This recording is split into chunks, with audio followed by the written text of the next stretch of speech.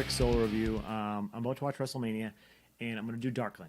This is Night Shift's bourbon barrel aged Imperial Stout, but this year it's actually aged in bourbon barrels and apple brandy barrels from Short Path Distillery, which is right around the corner from those guys. I don't drink a lot of hard alcohol, so I don't really know.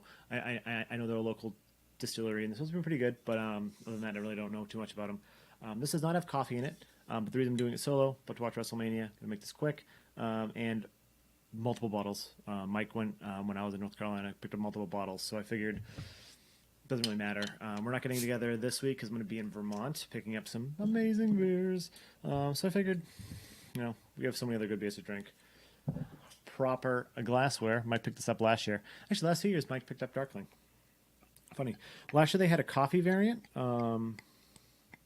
which was very delicious. So let's pour this and let's get a look.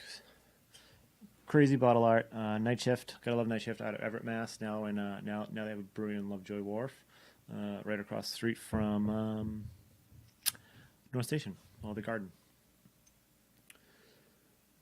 This beer has like an amberish hue to it, almost amberish hue underneath. Right, so you get that little bit of head is kind of dissipated very, very quickly. Alcohol legs 12.9%. I would expect a little bit more, but let's get a nose.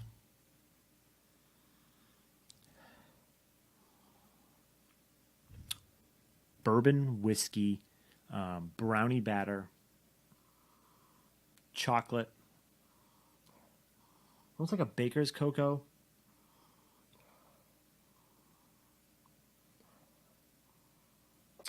And coffee-wise is like a light roast coffee. Like if you have a very, very, very, very, very light roast coffee, like a blonde roast almost, you're getting that there.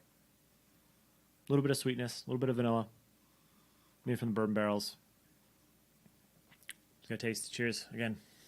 Just love this glass. Love this glass.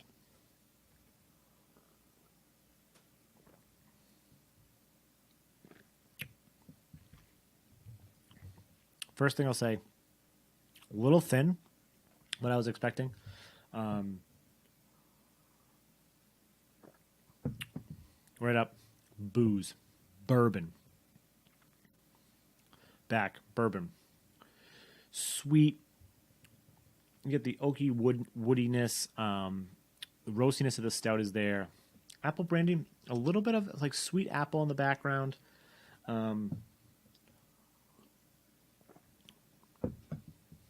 But it's a lot of ashiness, a lot of the barrel is there, a lot of woodiness, a lot of oakiness. Kind of, I'm wondering how long they kept this in the barrel. Maybe they didn't keep it in as long as they usually do, because I remember last year was delicious. The last couple of years have been really great.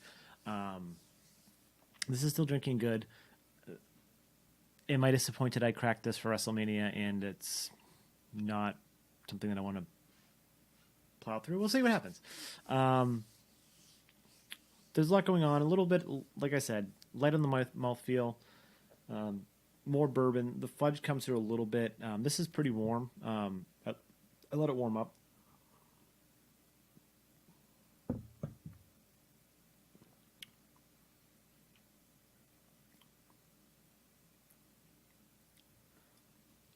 Good amount of heat from the bourbon barrel. Maybe it was a wet barrel.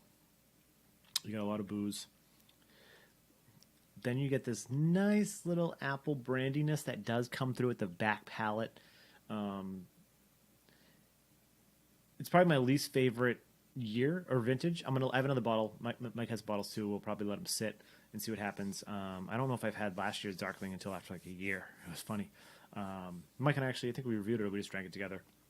But hey, let me know in the comments what you think of this year's Darkling.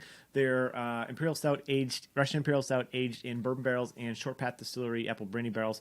I do not know if the bourbon barrels are Short Path Distillery. It looks like the apple brandy barrels is listed aged in bourbon barrels and Short Path Distillery apple brandy barrels. So Short Path is just doing the apple brandy barrels, it sounds like, from the label. Let me know what you think of it. What do you think of it last year's?